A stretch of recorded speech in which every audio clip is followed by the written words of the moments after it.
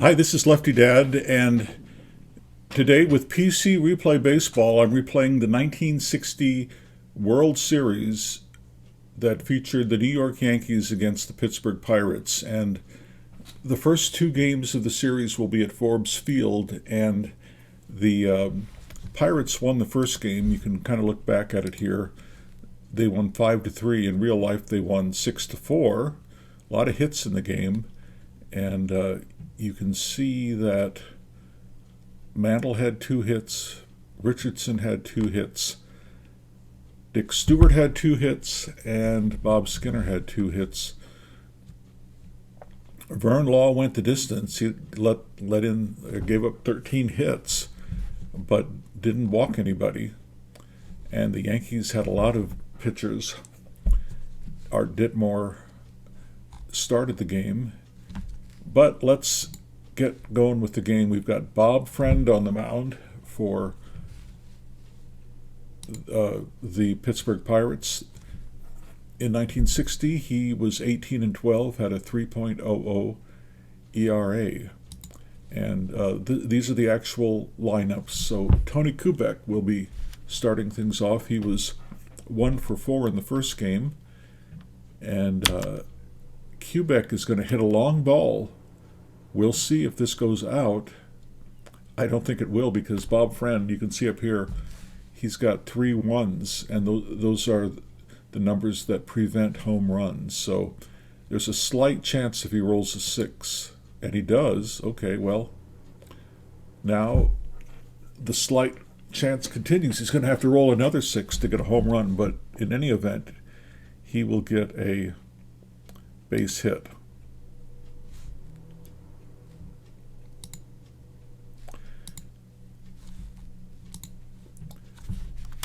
So we go on to the second hitter. Gil McDougall is starting at third. I know in the real series I have an audio recording of one of the games, and Casey Stengel, the manager, was very tentative about letting Clete Boyer continue playing at third. He was not, an overwhelming hitter, great defensive player, but he's got Gil McDougall starting the second game. And Kubek is going to try to steal. You can see this asterisk means that if he can get a good jump, he will steal. But Smokey Burgess is good at holding runners on. They're a little above average, perhaps. So if he can roll a 45 or higher, he'll get a good jump. He rolls a 46, and he gets the steal. So now McDougall has a runner on second. McDougall is a great bunter. So my first decision, I don't know if Pittsburgh is going to be controlling things. Forgot to do that. So do I bunt him over to third with Marison Mantle coming up, or do I let him hit away? I think I'll let him hit away. And this could be a big disaster, because he's going to hit a line drive to Grote, who leaps in the air and catches it, and could pick Gil McDougall off second. If he rolls a 1 or a 2, there will be no double play, and he does not. Oh man, the worst possible thing that could happen did happen. I knew that. That's why I said it's a right. I don't know if I said it or not, but it's a righty-righty matchup, which in this game is something to be wary of. So I should have let him bunt. Okay, well now there are 2 outs, and Maris is up. Maris is going to pop up and out to the second baseman, Mazeroski. So today, Berra is not catching. He's in left field. And Elston Howard is behind the mound. And you can see the ratings. Berra is below average. Not good in terms of errors. Howard is rated really poorly for a catcher. McDougall has great range, but he is not so great when it comes to making errors or not making errors. But anyway, Turley is on the mound. Turley was 9-3 in 1960, 3.27 ERA. And Verdon is the leadoff hitter. He got 1 hit in the previous game. And he is on. So Grote is up. Grote, they're going to try a hit and run. And if it's going to be a test of Bill Verdon's speed as a base runner, if and he has a lot of speed, so he will get into second unless they roll a 5 or a 6. They roll a 4, so he gets into second, and in fact there could be an error now. So McDougall, he will make an error. So this is turning out to be a big disaster. There should have he should have been able to get the runner at first, and that would have had Verdon in scoring position, but instead Gil McDougall. So I'm doing what Casey Stengel did with the lineups, and so far it's not panning out very well. And now Roberto Clemente's up. He got I guess he was 1 for 3 last game, and he is going to hits a comeback to the pitcher. Okay, well, maybe this will get us out of it. Turley is not good defensively, below average, but if he can roll a 4 or 5 or 6, a 5 or a 6, he will get a double play out of this, and he rolls a 6. So what was a really pessimistic situation has now turned around. So there are 2 out. Rocky Nelson, who did not play in the first game, is playing in place of Dick Stewart. And Nelson in 1960 hit 300. So got a righty-lefty matchup, and he is going to hit a ground out to Kubek. So no damage. New York is up, facing Bob Friend will be Mickey Mantle. Mickey Mantle got 2 hits in the first game. Mantle is going to get a double to center field. Mantle is doing a great job in the real game. I don't know if I still have it here. No, the Yankees scored, I believe, 13 runs in the real game, and now Berra is up. Berra got 1 hit in the first game. Berra is not a good bunter, but it's a righty-lefty matchup, so we won't have that kind of disastrous situation that happened with Gil McDougall in the first inning. He hits a ground ball at second, so Berra moves him over. So now we have Mantle on third with 1 out. Skowron is up. Normally Skowron is a double play machine, but we don't have to worry about that. And he is going to strike out, so that was not good. Okay, Elston Howard, 31 years old. It's unfortunate that he didn't get to play a lot more when he was younger in the majors. Hit 245. Eventually he's going to be MVP in a year or 2. So Howard is up. Big moment here in the game. And we'll see. He hits a difficult ground ball to Grote. Grote is a above-average fielder, but if Howard can run fast enough, he has a 67% chance of getting an infield hit here, and Mantle will score. If they roll a 1 or a 6, it won't happen, and it's a 4. So Howard does drive in the first run. And now Bobby Richardson is up, who was the most valuable player of the series in real life. And so far he's hitting 500.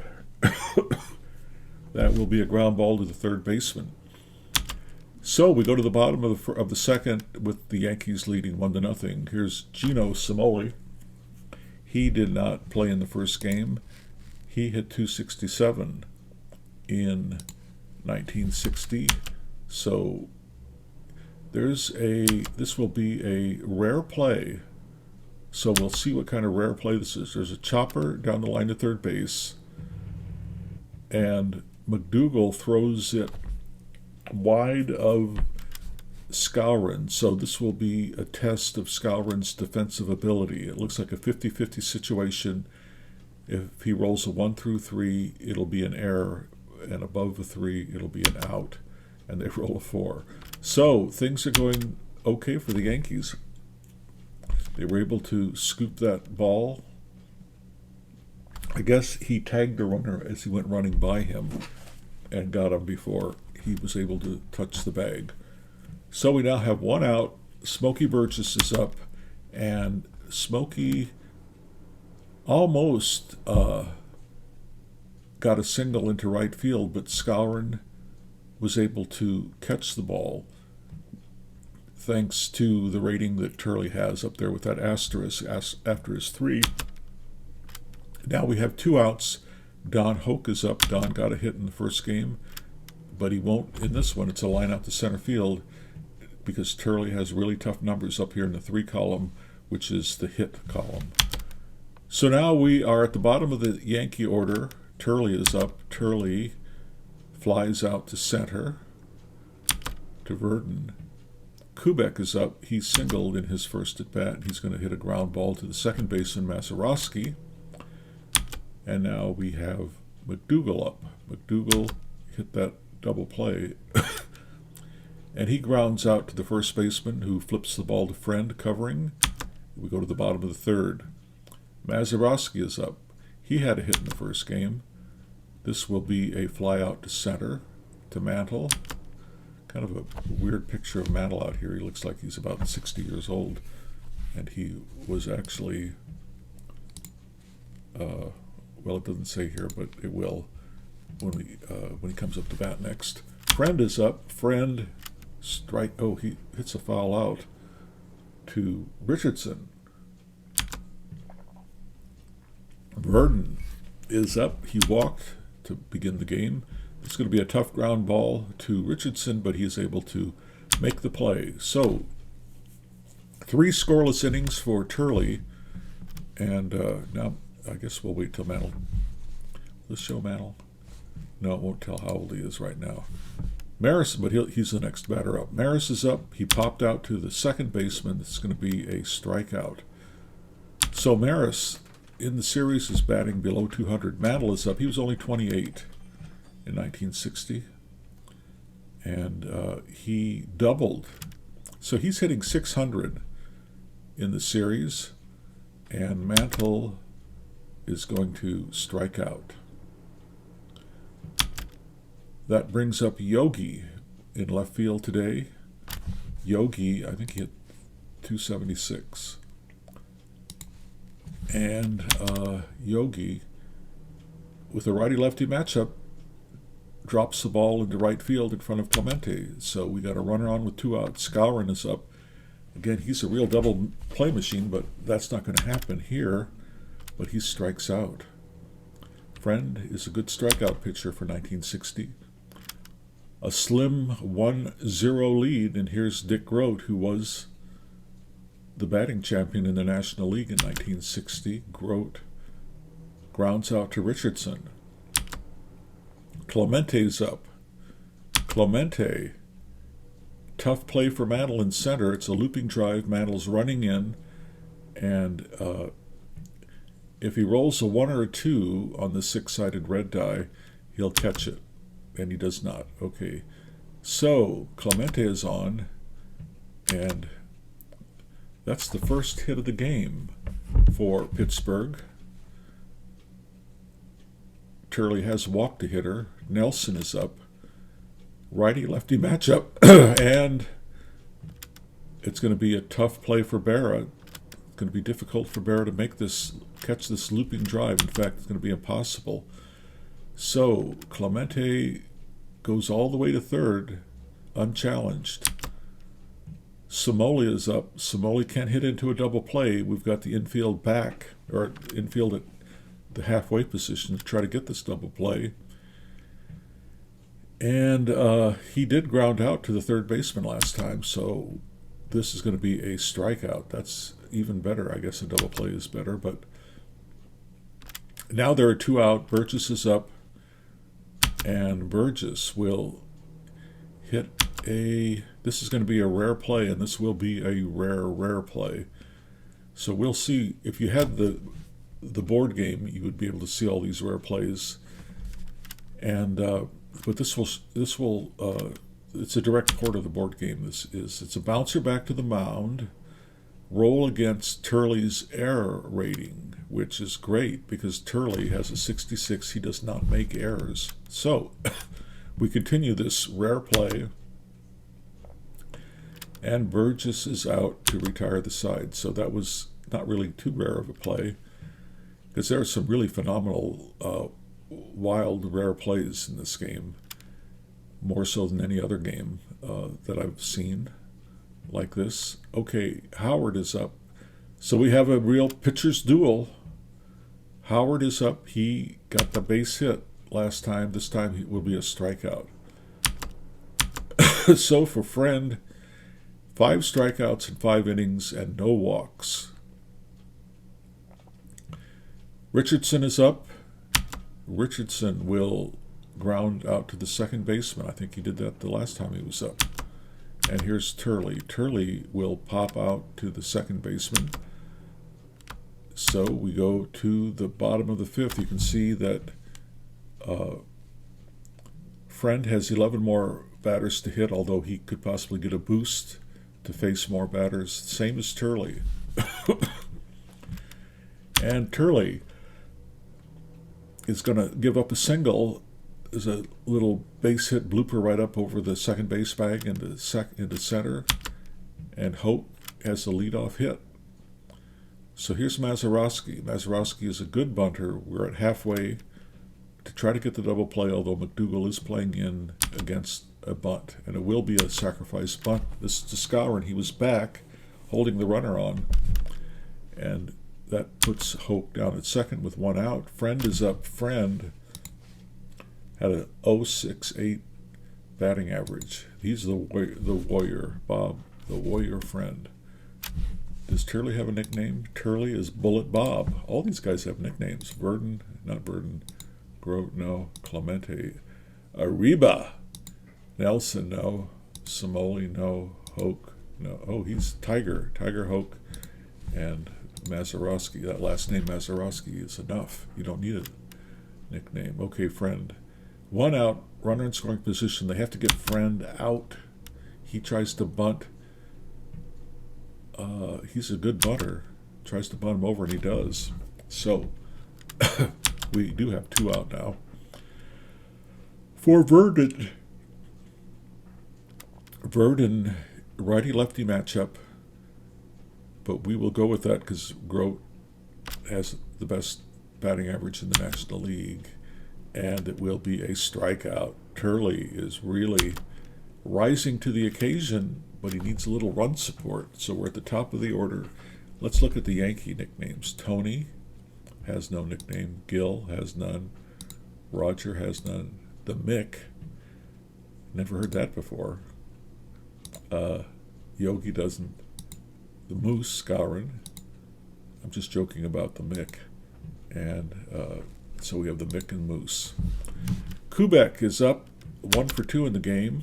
It's going to be a fly out to right to Clemente. Here's McDougal. McDougal is going to possibly get a single, most likely.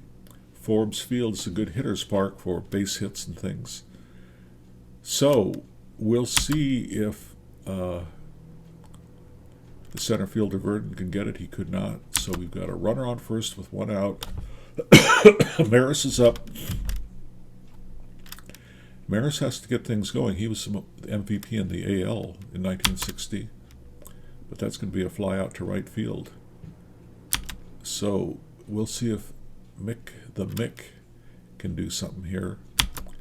And Mick hits a ground ball to third, so nothing happening. You can see that Friend has 7 batters left to face. Turley has 7. Then they'll do a batter-faced boost check.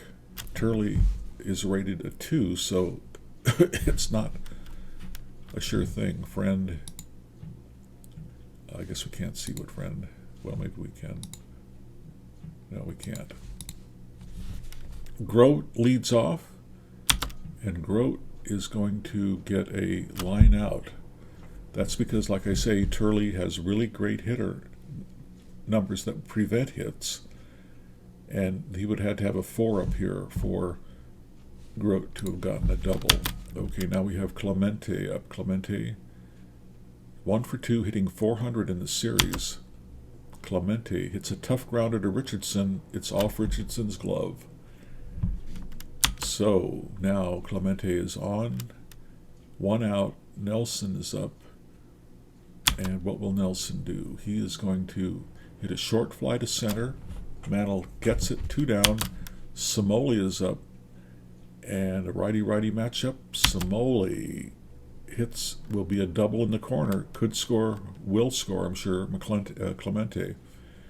So that ties things up. Burgess is up. Righty-lefty matchup. Burgess is going to get a hit. That's going to drive in a run. Maybe. I think if Maris, who's great in right field, could cut this off really fast and keep Samoli, they'll have to roll a 6, and they don't. Okay, so they hold Samoli at third. Here's Hoke. And Hoke could put Pittsburgh in the lead here. We'll see. Hoke draws a walk, and this is going to bring up a wild pitch situation, and Turley is not good with the wild pitches, so this could be, he could try to throw a breaking ball in the dirt. That will be, no, it's in the dirt, but Elston Howard blocks it. So a tie game. Mazeroski is up, and this is the pivotal moment in the game so far. Oh, and Mazeroski gets a hit. He had that big, I think, home run in this series in real life, in Game 7, maybe, if I'm remembering correctly. But this is a big moment. He hits a single that drives in 2, so that's bad for the Yankees. The Yankees scored 13 runs in real life in this game. It ain't happening so far. And Turley is almost out of gas. 1 more. Okay, Mazeroski may steal if he can get a good jump. And he doesn't steal. He can't get a good jump. So Friend is up. Friend is going to strike out, and that will probably do it for, well, Turley could go back out there. He probably will if we can't pinch hit for him. Okay, Berra is up. They're down by 2. Berra is going to hit a sharp grounder to the second baseman, and he is out. Okay, Skowron is up. He's struck out both times. This will be a tough grounder for Grote, but he handles it. 2 down. Here's Elston Howard. Tough grounder for Mazeroski, but he handles it. So that didn't go so well. Anyway, we'll try to have Hurley get through the inning, Turley, and then definitely pinch hit for him. But I don't know if he can get through the inning. If anybody walks or gets a hit, he'll go to his B ratings, and that looks like a walk right off the bat. Okay, so now I have to think about doing a double switch, perhaps. I could bring Hector Lopez in. Okay, so we're in the 7th inning, and if I want to do a double switch, I click here, and I go to the bullpen, and he's got like righty-lefty. So in the 7th inning, we had Coates in the game last time. We'll bring in Eli Gerba, and he'll come in to replace Howard, and then we are going to bring in Lopez to bat down here in the pitcher's spot. That will move Berra to catching and Lopez over to left field. We'll confirm that, and Gerba will come in with his home run column reduced down to 2, and he is good at holding runners on, but he throws a lot of wild pitches. And Verdon gets a great jump, so he's now in scoring position with nobody out. Gerba's been in the league for a while. Grote is up. Grote could try to bunt him over. We've got Skowron playing in to guard against the sacrifice, but instead he swings away, pops out to second base. Richardson, here's Clemente. Clemente gets a base hit to right. That's going to bring possibly Verdon in. No, they're going to hold him up. Maris has a good arm. Now we've got Nelson up. Righty-lefty matchup. Gerba walks a lot of batters, so they better try to get Nelson out. I wonder if I've got any good. We've got Whitey Ford, but he's going to be pitching. Arroyo walks a lot of batters too. I think I'm going to, because it's World Series and all this stuff, we're going to bring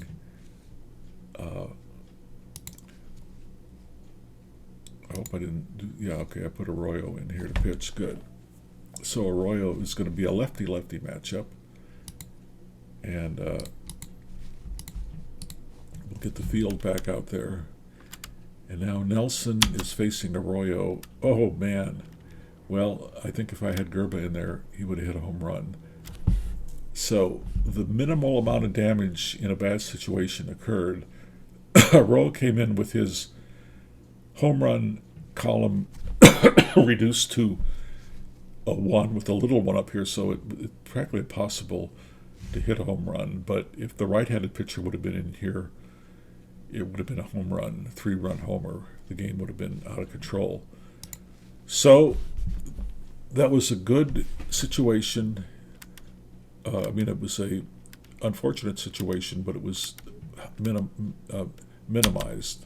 Okay, this is going to be a line out to the shortstop, and that's the second out of the inning. Here's Burgess, lefty-lefty. Luis Arroyo, 33 years old, from Puerto Rico, 5'8", lefty on the mound, and he is going to hit a deep fly, Burgess to left, almost out of here, but Lopez is able to make the play. 2 innings to go, and New York could go down 0-2 in this series. Bobby Richardson leads off. Bobby is going to fly out to right field. 0 for 3. Okay, here's Hector. Hector is going to... There's a looping drive to center, and it's a 50-50 chance if Verdon will be able to get it. He does not. Okay. Thank you, Hector. Kubek is up, righty-lefty situation, and we're going to have to... They're playing for a double play, and Kubek hits a difficult ball to Mazeroski, who does not make a lot of errors. If they can roll above a 56, it'll be an error. Otherwise, they'll get the runner at first. It's not an error. Oh, no, they get the runner at second. They keep the runner off the second base bag, possible scoring position. Okay, here's McDougal. McDougal is going to ground out. Okay, we're going to go in the 9th inning with Maris, Mantle, and Berra up, and there's a boost check here for Friend, who is rated 1, which is the best you can be. So the computer rolled a 2, which is higher than a 1, so he gets 6 more batters he can face. And you can see the 6 over here. Okay, Arroyo now is going to be facing a bunch of right-handed hitters. So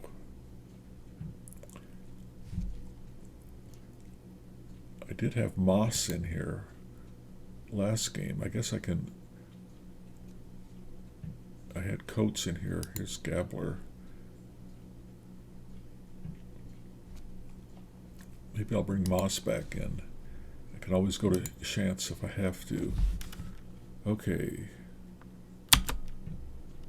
He comes right in and walks the leadoff hitter. And he walks a lot of hitters. Mazeroski is up. He's going to fly out to center. Friend is up. Friend is going to strike out. Now, do I want to bring Chance in? How does it look here in terms? Okay, we've got Moss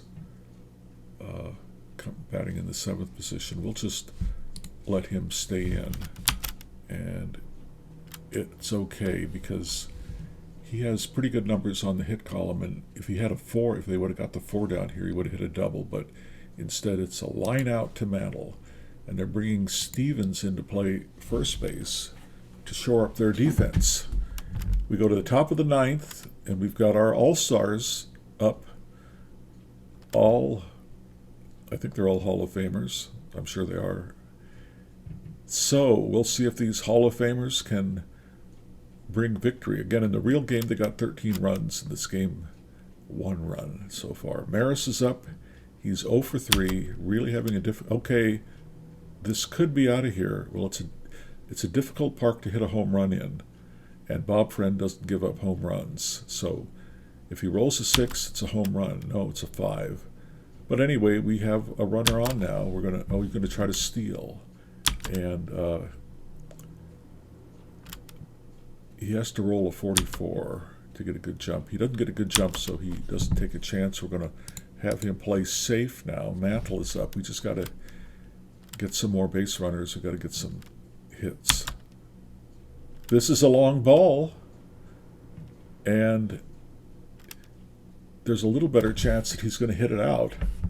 But again, Friend had a 1 up here for Maris. Now he's down to a 2, so there's a little bigger chance.